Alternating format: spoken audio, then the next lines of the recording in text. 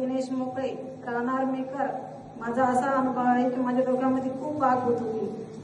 डोक्यामध्ये आग होत होती. आग होत होती. बर. हा. आणि घाम सुद्धा पडायचा डोक्यामधून खाली. बर. दवाखाने केले मी पण फरक नव्हता पडत. डॉक्टर बोलत होते तुम्ही खूप टेन्शन घेता त्याच्यामुळे.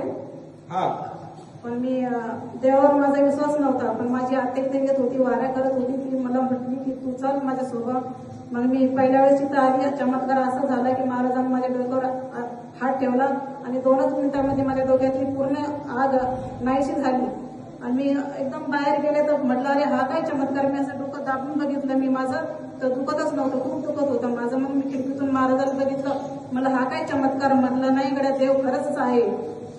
देवावर माझा मुळीच विश्वास नव्हता. आणि दुसरा असा अनुभव आहे की माझ्या मुलीला खूप उष्णता होती. उष्णतामुळे तिच्या हातातून असं म्हणजे घाम निघायचा आणि पायाला सुद्धा घाम यायचा, नाकाला घाम यायचा. तिला म्हणजे खूपच घाम यायचा, गळत होता तिच्या हातातून घाम. महाराजाचा आशीर्वाद भेटला. महाराजांनी तिला एक आंबा दिला खाण्यासाठी आणि तिच्या आता उष्णता एकदम कमी झाली. आणि तिसरा असा अनुभव आहे की माझ्या मोठ्या मुलीला पिरियड्स येत नव्हते. तिला म्हणजे 8व्या वर्गामध्ये पिरियड्स येत होती आणि मग आलीच नाही. दवाखाने केले मी मेकरमध्ये. ताजने मॅडमकडे घेऊन जात होती मी तिला दर महिन्याला. मॅडम तिला गोळ्या औषध देत होती. मग तिला पिरियड्स येत होती. नंतर दवाखान्यामध्ये नाही गेली की मग 3 महिने येत नव्हती. मग असं म्हटलं मग हमेशा असंच होऊन राहिलं म्हणून मी दवाखान्यात येऊनच नाही गेली तिला. मग 2 वर्ष झाली तिला पिरियडच नाही आली. मग माझ्या वाऱ्या चालू होत्या इथं. बापाच्या समाधीला तिच्याबद्दल नमन केलं मी. आता 2 वर्षापासून तिला रेग्युलर म्हणजे दर महिन्याला पिरियड्स येते. टाळ्याच्या गजरामध्ये की अवघ्या नीट आहे का वाक्य नीट आहे का. डोकं दुखत होतं आणि अवघ्या 2 मिनिटांमध्ये डोक्यावर हात ठेवल्यानंतर डोकं दुखायचंच बंद झालं. याच्यापेक्षा चमत्कार काय असतो जगामध्ये कुठंच काही घडत नाही. किती मिनिटांमध्ये मोठ्याने बोला ना.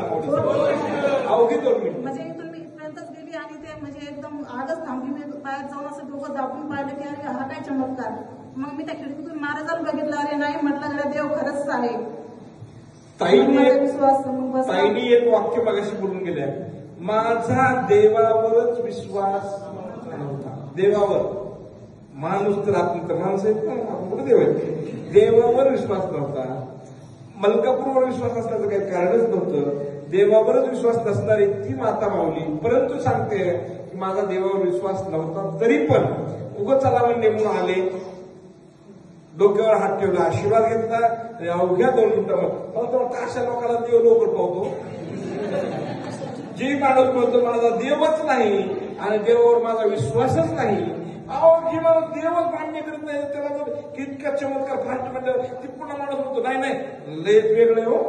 आता ती माता माऊली याचं नाही का येते काय 10 तास घेऊन येते. हा मलकापूरचा महिमा आहे. टाळ्याच्या गजरामध्ये